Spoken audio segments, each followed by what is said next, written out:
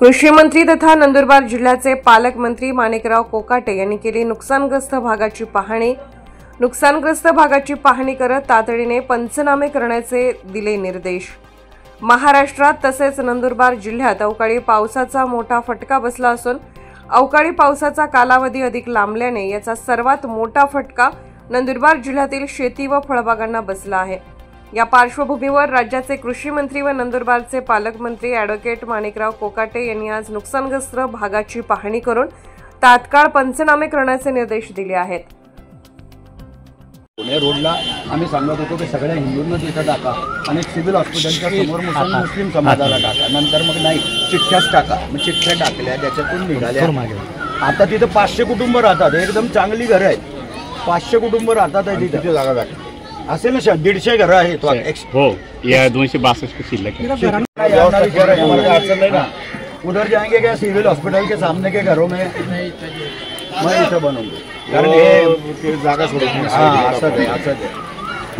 जागा पण करण्याची गोष्ट आहे तिथे हे झाड उद्या तुटून गेलं तर संध्याकाळी पंचनामा कसला करणार यायला लावते ना। आता कलेक्टर मॅडम बी इथंच आहे, पालकमंत्री इथं आहे, त्यामुळे नाही असे पंचनामे होत नाही। असे पंचनामे बेकायदेशीर आहेत। जे अधिकारी असे पंचनामे 1-1 वर्ष उशिरा करतात ना त्या अर्थी ते मॅनेज करतात, असं होत नाही कधी। पंचनामा ज्या दिवशी नुकसान झालं त्या दिवशी संध्याकाळपर्यंत 2 दिवसात पंचनामा झाला पाहिजे। आणि आता हे झाडं निघून जातील, तुम्ही घर काढून घ्याल, हे सगळं निघाल्यानंतर पंचनामा करायचा कशाचा? पंचनामे झाले पण मदत नाही भेटली, मदत देशील हा असं ठीक आहे। इथे बांधा, तिथं रिपेअर करतात तिथं रिपेअर करा, दोन्हीकडे तुम्हाला पैशाची व्यवस्था करतो आम्ही सरकार। आणि जे काही नुकसान भरपाई मिळेल त्या संदर्भात तुम्ही साहेब लवकर पंचनामा अरे आजच सांगितलं की व्यवस्थापनामध्ये यांचे पंचनामे करा, आपत्ती व्यवस्थापनामध्ये यांना भरपाई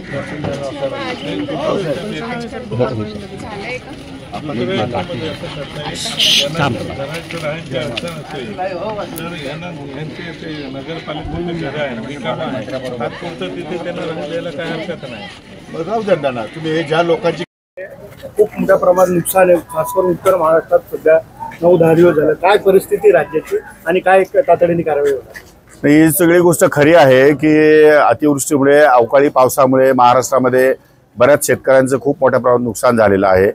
काल परवा मला माहीत पडलं की नंदुरबारमध्ये सुद्धा अवकाळी पावसामुळे काही घरांची पडझड झालेली आहे। शिवाय ज्या काही फळबागा आहेत त्या फळबागाचंही अत्यंत मोठ्या प्रमाणात नुकसान झालेलं आहे। त्या संदर्भात पंचनामे करण्याचे आदेश दिलेले आहेत। दुर्दैवानं यावर्षी अवकाळी पाऊस जास्त दिवस आहे आणि शिवाय मोसमी पाऊस सुद्धा बिफोर द डेट म्हणजे लवकरात लवकर 28-29 तारखेला महाराष्ट्रात येण्याची शक्यता वर्तवण्यात आलेली आहे। त्यामुळे तोपर्यंत कंटिन्युअसली पाऊस पडून या ठिकाणी वातावरण मध्ये खराब होऊ शकतं। नागरिकांनी या सर्व गोष्टीचा अंदाज जो हवामान विभागाने दिलेला आहे त्याच्या संदर्भामध्ये अलर्ट राहण्याची आवश्यकता आहे। त्या संदर्भात त्याने अलर्ट राहावं आणि सरकार जिथे जिथे काय अडचणी येईल त्या शेतकऱ्यांसाठी म्हणा किंवा नागरिकांसाठी ज्यांची घरं गेली त्यांच्यासाठी सरकार त्यांच्या पाठीशी खंबीरपणे उभं राहील। आता जे काय परंतु आता सेकंड पेज होऊन गेला ते नंदुरबार जिल्ह्याचं नाव आलं नाही तर भविष्यात येऊ शकतो? नाही असं नाहीये। पोखराच्या अंतर्गत जी काही गावाचा समावेश केलेला आहे, आता दुसऱ्या टप्प्यामध्ये 7200 गावांचा समावेश आहे। परंतु वर्ल्ड बँकेचा तो प्रकल्प असल्यामुळे वर्ल्ड बँकेने जे निकष ठरवून दिलेले आहेत त्या निकषाला अनुसरून त्याच गावाचा समावेश त्यामध्ये करता येतो, त्यामध्ये दुसरी गावं टाकता येत नाही। आमदारालाही करता येत नाही आणि मुख्यमंत्र्याला करता येत नाही, मंत्र्याला करता येत नाही। त्यामुळे मग आम्ही त्या धर्तीवर एक नवीन पोखरा धर्तीवरती एक नवीन स्कीम या ठिकाणी राज्य सरकार आणू पाहत आहे। धोरणात्मक निर्णय झालेला आहे, राज्य सरकारने त्याला मान्यता दिलेली आहे। दर वर्षाला 5,000 कोटी रुपये भांडवली खर्च हा आम्ही शेतकऱ्यांना उपलब्ध करून देणार आहोत पोखराच्या धर्तीवर।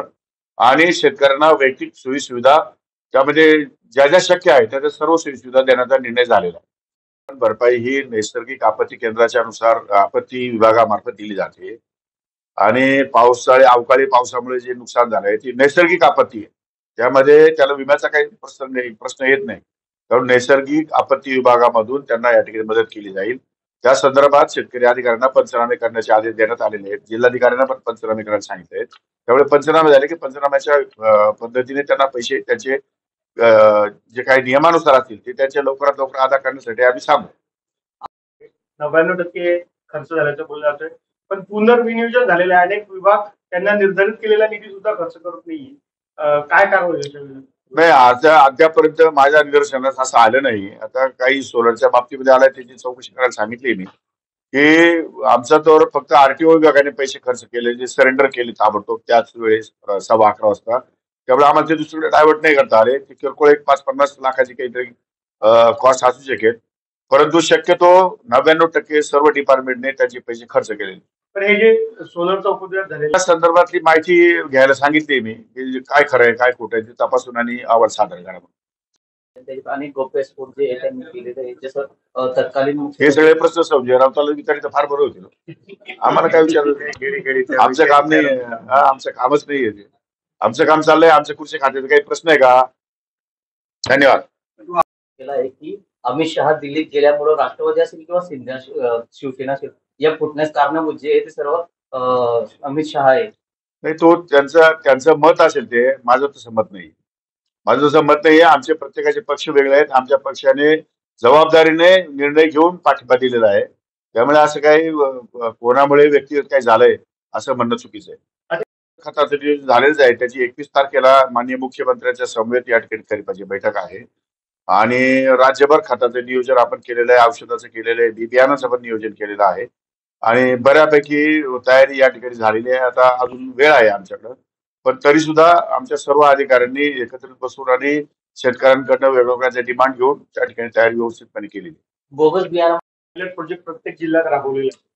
नंदुरबार मध्ये पामखेडा नावात हा प्रोजेक्ट राबवण्यात आलेला आहे, पण ठेकेदाराने गॅसची पाईपलाईन हवेतनं तारेसारखी दिलेली. कितपत योग्य आहे असं मला ते किती याला धरून आहे? बघावं काय लागेल. कारवाई होईल? प्रशासन ते कारवाईच करत नाही, नाही. त्याला एस्टिमेट मध्ये किंवा प्लॅन मध्ये काय आहे ते सगळं गॅसची पाहिल्याशिवाय पाईपलाईन हे कुठल्याही एस्टिमेट अंडरग्राऊंड अंडरग्राऊंडच असते, हवेतनं तारेसारखी घेऊन गेलेलं आहे. मला माहिती घेतलं, मी पाहून माहिती घेतो आणि आपल्याला कळतं. ही पाढावा बैठकीमध्ये सर्व माहिती घेतली असता सर्वसाधारणपणे 1,00,000-1,50,000 हेक्टर क्षेत्राखाली या ठिकाणी लागवडीखाली येणार आहे आणि त्यामध्ये वेगवेगळ्या प्रकारचं सोयाबीन, कॉटन किंवा वेगवेगळ्या प्रकारचे जे काही मागणी आहे शेतकऱ्याची, त्यामध्ये काही फारसा बदल या ठिकाणी दिसत नाही. मागच्या वर्षी ज्याप्रमाणे लागवड होती त्याच धर्तीवर यावर्षी पण लागवड अपेक्षित आहे आणि त्या लागवडीसाठी खतं, औषधं, बियाणं सर्व तयारी या आमच्या कृषी विभागाने या ठिकाणी केलेली आहे. त्यामुळे त्यामध्ये काही फार या ठिकाणी तफावत मला दिसून येत नाही आणि सर्व सुविधा, सर्व पूर्व संमती, पूर्व तयारी आमच्या विभागाने या ठिकाणी पूर्ण केलेली आहे.